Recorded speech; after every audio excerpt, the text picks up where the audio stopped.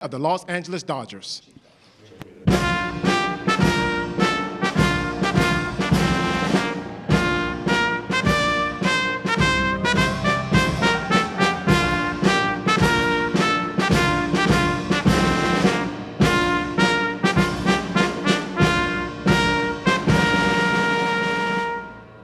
That's a good-looking group. I see some people oftentimes, like politicians behind me, it's not so pretty. That is a very good-looking group of people. And I'm thrilled to welcome to the White House and very special people, actually, very talented people, the 2024 World Series champion, the Los Angeles Dodgers.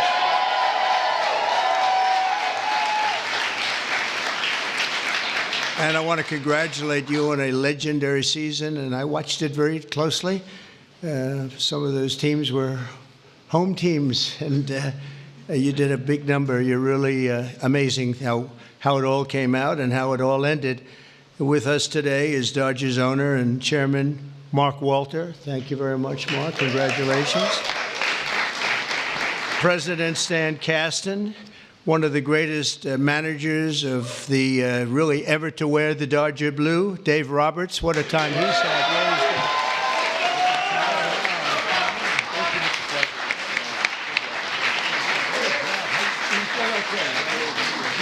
Thank you, sir. That's great. What a job.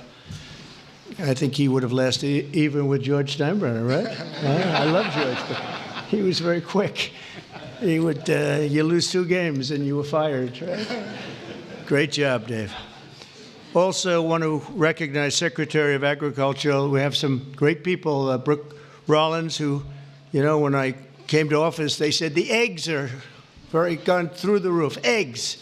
I said, what the hell are they talking about? I was there for 4 days and they were blaming me for eggs, and they've gone up like 6 times or something, some record number. You couldn't get them.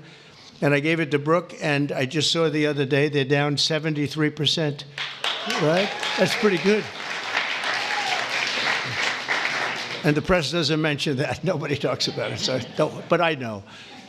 Secretary of Labor, Lori Chavez DeRimmer, thank you, congratulations. The Chief of Staff, Susie Wiles, who's a big Dodger fan, by the way. Susie, thank you. And we have also Representatives Kevin Kiley, Congressman Kevin Kiley, Young Kim, thank you, congratulations, great job. Jay Obernolte, Jay, thanks, Jay. Nanette Barragan. Nanette, where's the, hi, Nanette, oh, look at that, huh, what nice outfit. One of my favorite people, Gus Bilirakis, Congressman. Hi, yes. Addison McDowell, new to the Congress, but doing a great job. Thank you, Addison.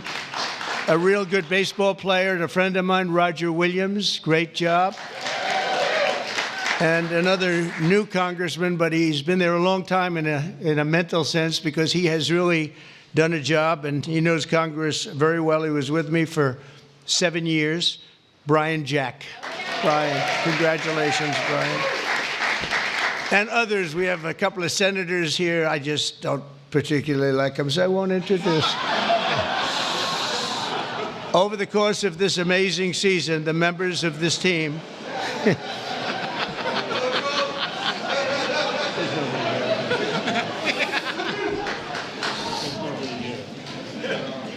I didn't think it was that big a deal, actually. Washington. Over the course of this amazing season, the members of this team gave us some of the most incredible performances ever seen in the baseball diamond. In all of baseball history, only 6 players have ever hit 40 home runs and stolen 40 bases in a single season. And an elite group known as the 40-40 Club. It's a 40-40 club, and very few people make it. But unanimous National League MVP, Shohei Ohtani.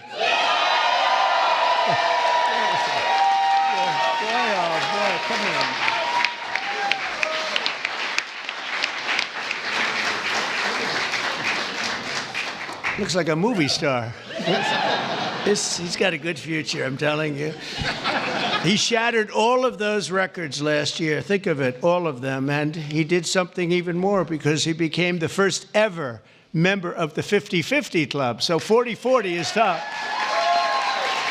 Hitting 54 home runs and 59 steals, an accomplishment unparalleled in 149 years of Major League Baseball. Think of that. That's just incredible.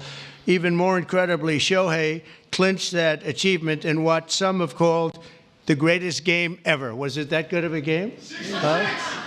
That was a pretty good game, actually, right there? Is he good? It's only getting better. And he's getting better. Getting better. That's scary for a lot of people, huh?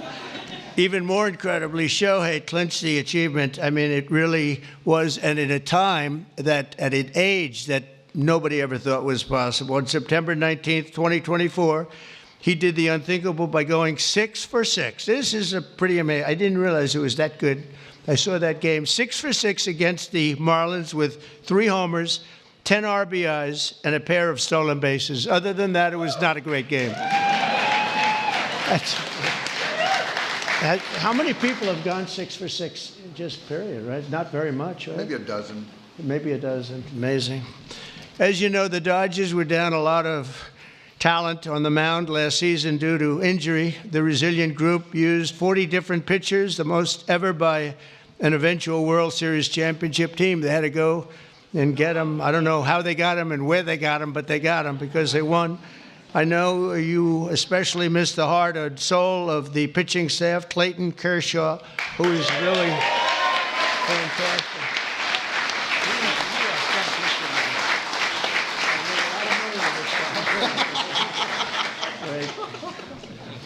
These are the best-looking people I've ever seen. It's incredible. But Clayton has been unbelievable, and if you look at his records and you look at the stamina, the endurance that he's had, and we're really happy to have him. I'm glad to meet him. I've watched him for a long time. He's a young guy yet, but you are a young guy, but I've watched you for a long time. So congratulations, amazing. All year, the Dodgers faced down adversity. You entered the playoffs battered and bruised, but not broken.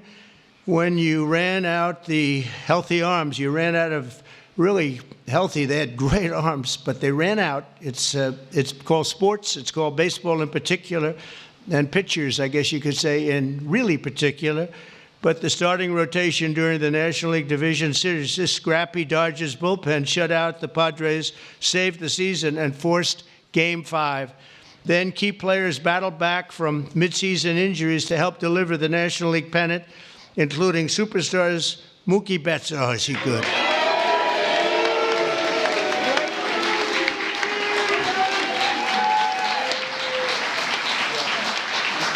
Good looking.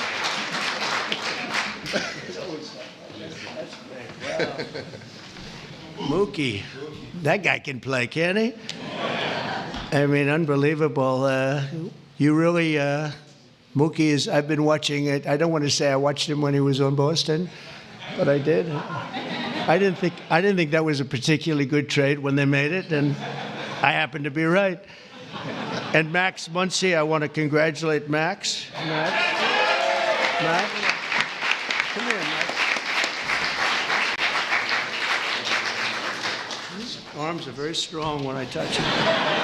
I'm used to shaking politicians and hitting their armors like Jell-O, and now it's like steel. All these guys, but Max, that's great, and also Yoshi Yamamoto. Yoshi.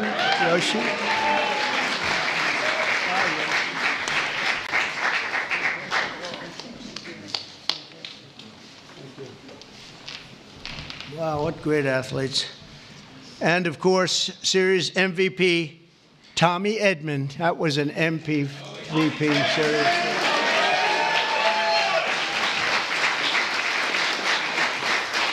It's a good feeling, right? With all these guys, you're the guy, right? Yeah, that's pretty good.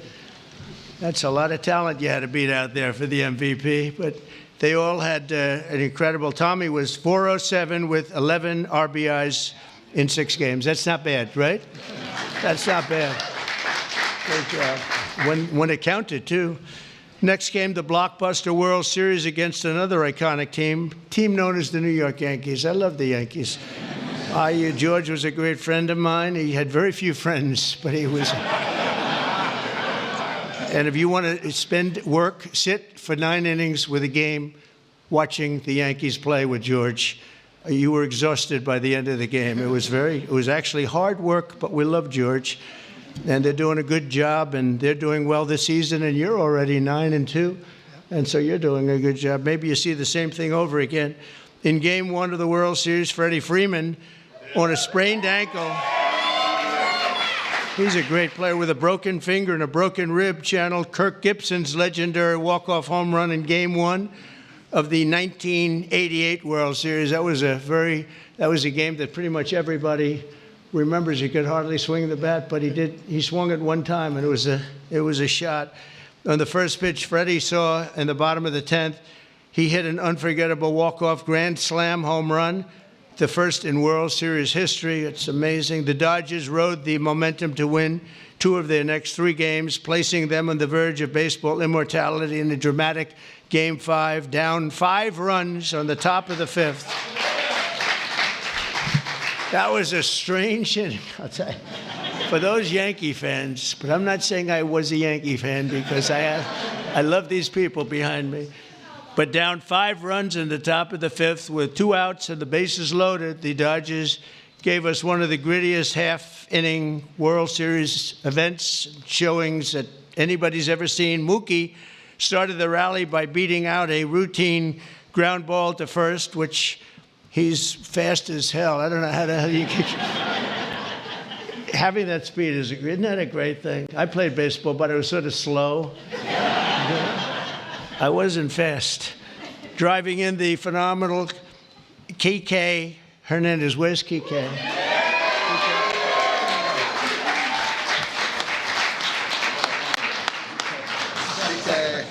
It's a hell of a group. Then Freddie drove in 2 more runs, and Teoscar Hernandez drove in another couple of runs.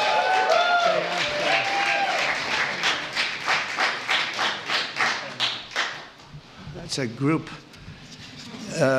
Teoscar, so you're doing well this season too? A little bit. Yes, that's what I heard. That's what I heard. After a few dominant innings from Blake Treinen. Where's Blake? I heard dominant, right? That's dominant.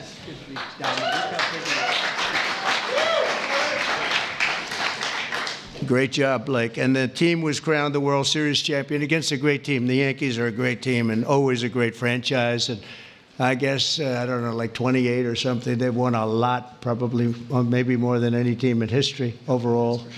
And you might be catching them pretty soon if you keep going. You've got a little ways to go, I guess. The scouting report at the start of the series said that the Dodgers could win by focusing on the fundamentals, and that's exactly what they did. You showed America that it's not about individual glory. It's about the team digging deep and sprinting right through first base, and you did that all the time. I watch some games. I love baseball. I don't get to watch as much as I'd like, but you always see a spirit on this team. I think a lot of that has to do with the ownership and the management, frankly. But you see a spirit on the Dodgers that you don't see with a lot of teams. A lot of teams I turn on, I say, oh, let's forget it. When I turn on the Dodgers, I like to watch the team. And now that I've gotten to meet these guys personally, I like it even more. I'm going to like it even more, and you're off to a great start. After seeing how successfully you've begun the season, I can tell you that you can plan on being back here. I hope you're going to be back here next year. I don't want to give you too much because we want to have a little suspense for next year, but I will tell you, we're going to go down. We're going to do something we don't do generally. We're going to run them down really fast. I have a game today. Do you have a game today or tonight? We're going to run them down to the Oval Office, and we're going to show them the fabled Oval Office, and there's nothing like it. And this wonderful owner, one of the greatest owners in sports, by the way, from everything I've heard, one of the greatest owners in sports, along with your other compatriots, right, fellas? It's a great team of owners, and that's very important. But he said they'd love it, and I think he'd like to do it himself. So we'll get out of here, and we will run. We'll sprint down, and we'll see the Oval Office, which is really something to see, you know? It's funny. People come from all over, the biggest people, the richest people, the most powerful people, and they come, and they go into the Oval Office and they just stare.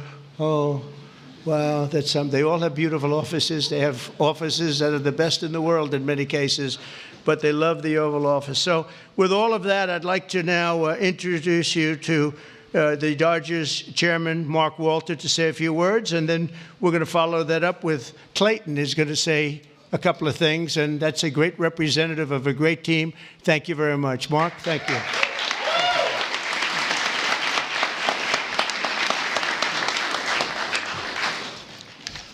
Well, thank you very much. We're very pleased to participate in the tradition of bringing champions to the White House. Last season was an incredible season. We won the World Series. Second time in 2020, and since 2020, and only 8 times in our seasons, our history. We played in front of almost 4 million fans, and we had many millions more on television. Our global following has soared, and not only from Shohei Ohtani, but also from Mookie Betts, Freddie Freeman, Clayton Kershaw, and many, many more. Alongside this on-field success, we have been deeply immersed in our community. Our players and managers have supported have each had foundations and support for communities. Our trust last year has committed $100 million to help Chicago or LA Fire. And so on behalf of the organization, I want to thank you. Thank you very much.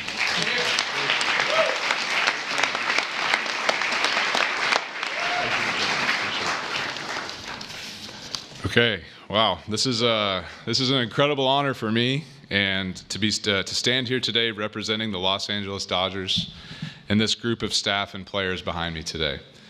The 2024 Los Angeles Dodgers season is one that will go down the history books, always holding a special place in the hearts of myself and those there with me, as well as millions of Dodger fans around the world. This organization exemplifies what it means to come together as one for a greater purpose and to represent something so much bigger than themselves. The selflessness and humility that each one of these players and staff have shown over the last year is truly an inspiration. They have constantly played hurt, switched positions, and taken the ball to put the team first. As a spectator for our championship run last year, I was in awe of this group. Their unwavering confidence, coupled with the selfless pursuit for team excellence, was an inspiration. That is why I'm so grateful to get to speak today on their behalf, as I know none of them would say this about themselves. Moving forward, I hope the 2024 Dodgers can serve as an inspiration to many like they were to me, not just in sports, but in life, remembering to put others before ourselves. It moves a team and a society forward. So thank you for allowing me to speak today, because the story of the 2024 World Series champion Los Angeles Dodgers is a true joy to get to tell, and it's because of the extraordinary people that are behind me and their incredible pursuit of excellence. Thank you. And Mr. President, we have a gift for you as well. Oh, I like that. Wow, ooh, I like that.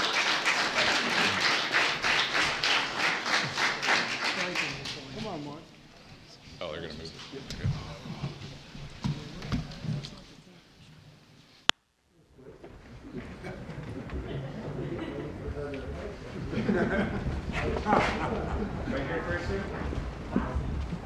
3, 2, 1. Thank you.